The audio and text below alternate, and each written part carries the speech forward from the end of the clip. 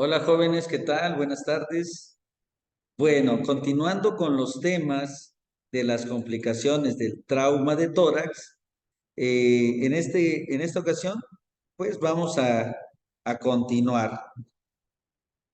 Ya hablamos de neumotórax, neumotórax a tensión, hemotórax, contusión pulmonar. El tórax inestable, pues es la presencia de disrupción de dos o más segmentos en tres o más costillas. Así se define el trauma inestable. Entonces, si hay más de tres fracturas en costillas, en más de dos segmentos, estamos hablando de un tórax inestable. ¿Cómo es esto? Vamos a ver.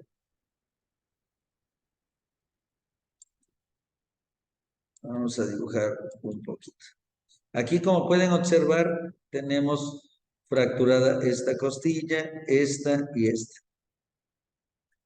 Si fuera un trazo lineal, ¿sí? Estaríamos hablando solamente de una fractura aquí, donde está señalado, un segmento, pero en este caso tiene fracturado aquí y acá, acá. Entonces, estamos hablando de tres costillas fracturadas y aparte, cada costilla tiene dos segmentos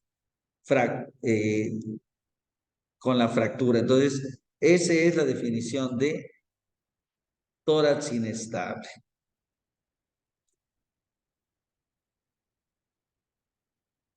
Bien.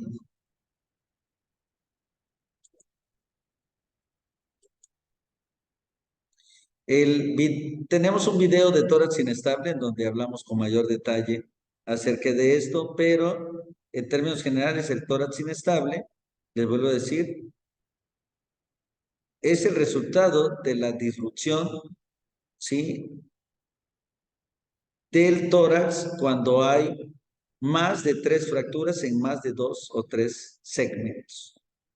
¿Sí?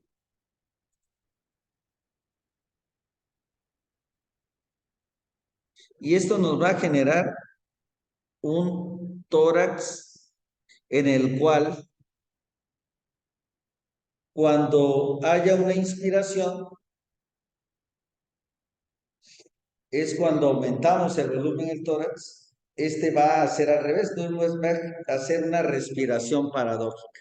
Cuando inspiramos, el tórax afectado se va a levantar y cuando expiramos va a hacer lo contrario.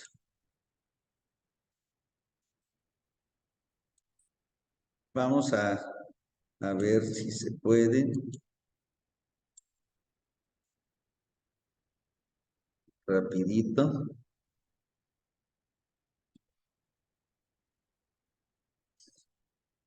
Aquí sacando un video de tórax inestable.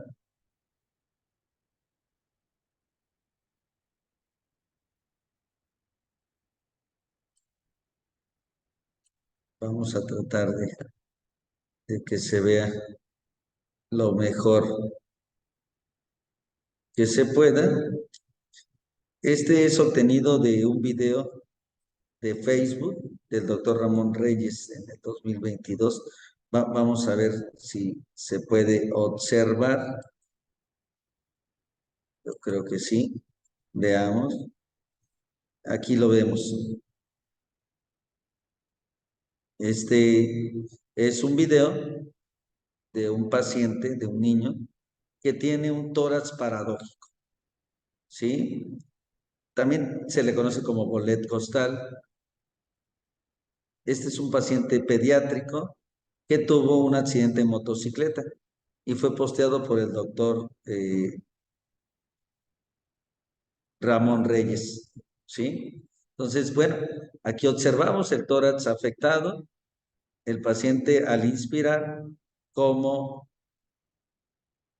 claro, aquí está muy rápido porque las lesiones de las costillas fueron muchas. Entonces, bueno, esto es grave. Este paciente deberá ser seguramente operado para estabilizar los arcos costales. Bien, vamos a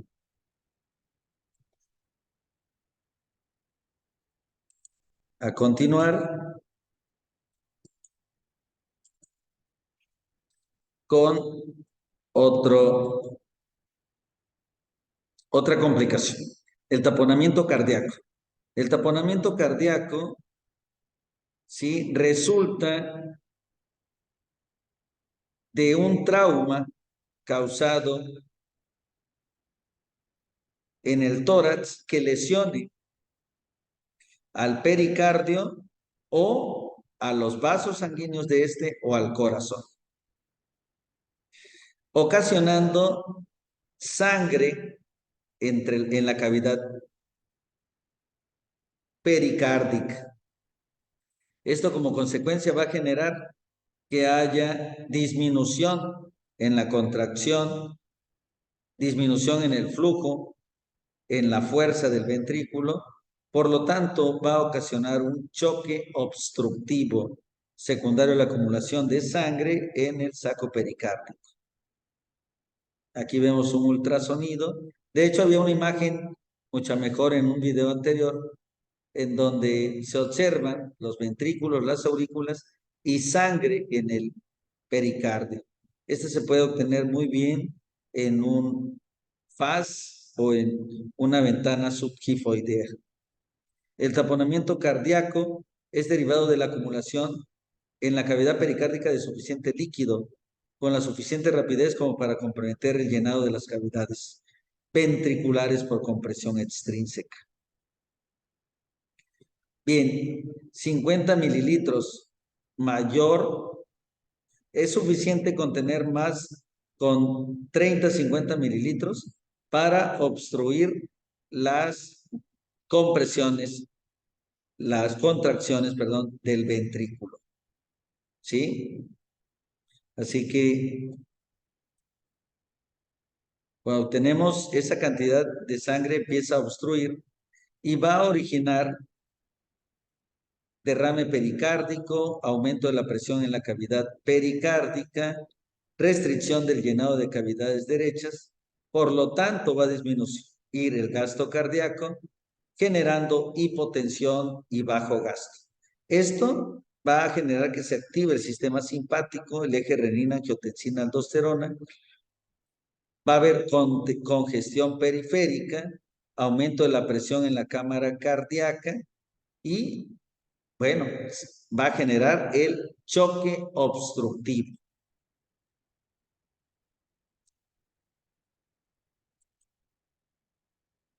En esta diapositiva durante la inspiración retorna más sangre hacia las cámaras derechas.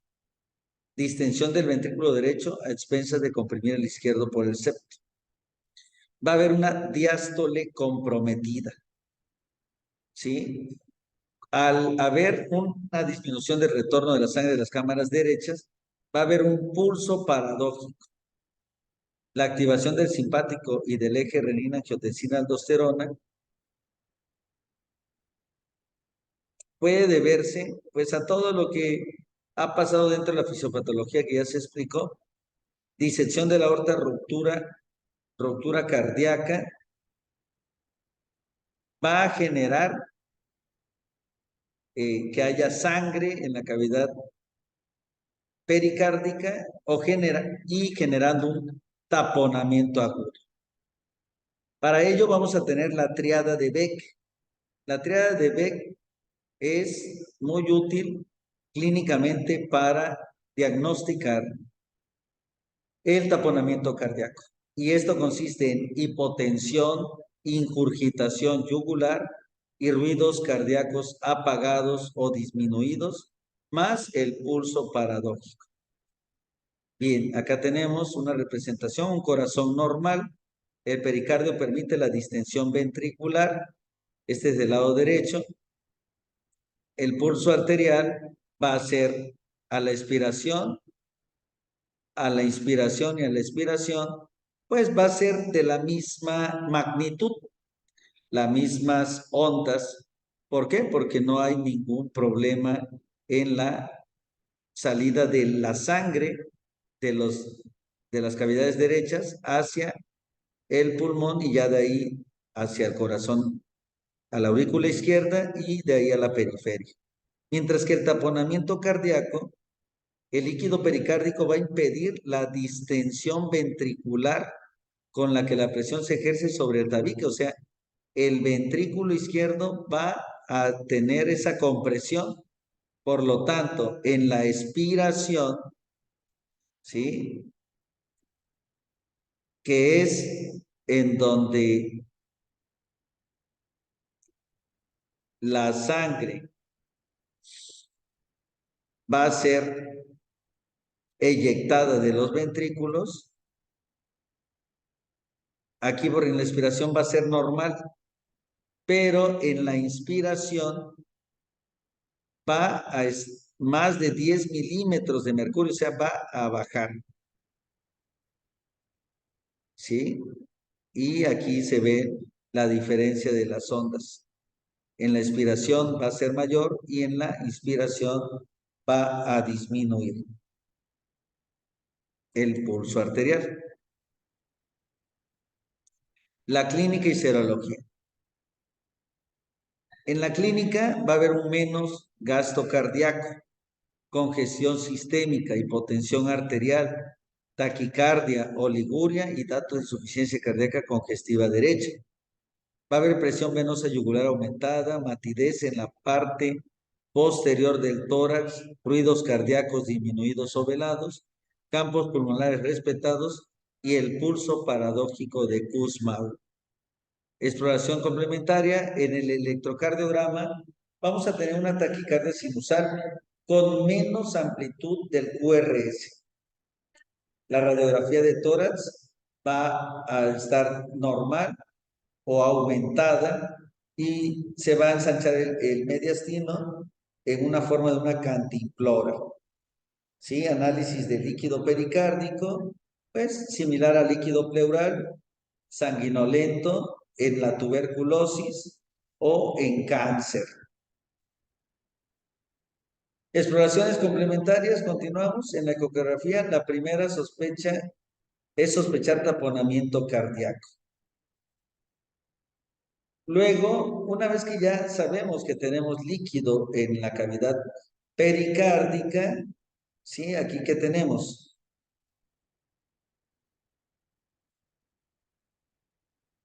aurícula derecha, aurícula izquierda, ventrículo izquierdo, ventrículo derecho, ¿verdad? Ya tenemos el líquido, ya tenemos el taponamiento cardíaco y estamos, no vamos a esperar a que haya un choque, un estado de choque. Entonces, ventana pericárdica, pericardiocentesis. Pues, si nosotros ya clínicamente tenemos ruidos disminuidos, ingurgitación yugular e hipotensión, clínicamente ya tenemos el diagnóstico de taponamiento cardíaco.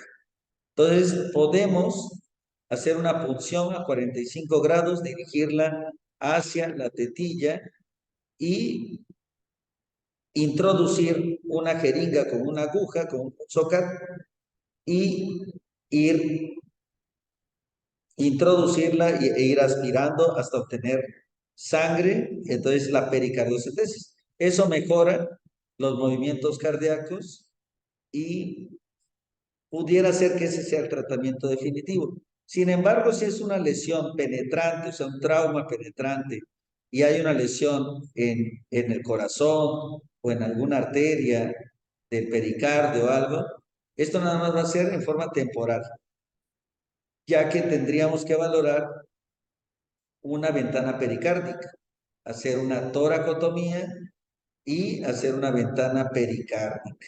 Así que depende mucho del tipo de lesiones. Esto se puede hacer guiada por ecografía, radioscopía y suele ser por vía subcostal y es de primera elección. La ventana pericárdica, pacientes con cuadros recidivantes y derrame purulento. No se debe dar diuréticos o vasodilatadores. ¿sí? Más colapso e incrementa el choque. En un paciente con pericarditis aguda se instala bruscamente un cuadro de ortopnea, elevación extrema de la presión venosa, hipotensión arterial y pulso paradójico. La actitud que el médico debe tomar inmediatamente es ahí administrar diuréticos por vía intravenosa, observar al paciente durante las próximas 12 horas, administración de antiinflamatorios, aumentar la dosis, realización urgente de ecografía, a continuación pericardiocentesis. Si se confirma la sospecha clínica, administración de digoxina por vía intravenosa para reducir la frecuencia cardíaca. Bien, la ruptura aórtica, esta es una lesión, una complicación del trauma de tórax peligrosa. El 80% muere en el sitio del accidente. El otro durante el traslado de la ambulancia al hospital y otro poco, el mínimo porcentaje, durante la cirugía.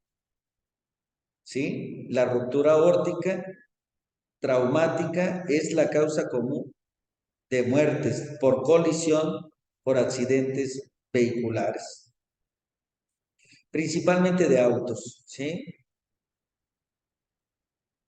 Es por la aceleración y la fuerza de aceleración la característica más frecuente. En la radiografía vamos a encontrar una imagen con un ensanchamiento en el cual vamos a poder obtener el diagnóstico clínico como imagenológico. Otra de las complicaciones es la ruptura diafragmática. Aquí tenemos al diafragma, ¿sí? Y tenemos el diafragma. Y obviamente, si se fijan, al romperse, el estómago y el intestino se va a la cavidad pleural. Aquí lo vemos en la radiografía. Aquí tenemos al pulmón que está colapsado hacia arriba y tenemos aire, pero visceral. No hay parénquima pulmonar, aquí es parénquima pulmonar y aire visceral de los intestinos. Entonces aquí ya tendríamos un diagnóstico clínico y por radioimagen. Y bien, pues eso es lo más frecuente de las complicaciones que pueden ser mortales. De hecho, ya mencionamos las que son mortales. Eh, espero que les sirva en su formación académica y pues si hay dudas, pueden hacer los comentarios a través de mi canal y con mucho gusto les contestaré. Que tengan un buen día y ahí les dejo la bibliografía. Cuídense mucho y hasta pronto.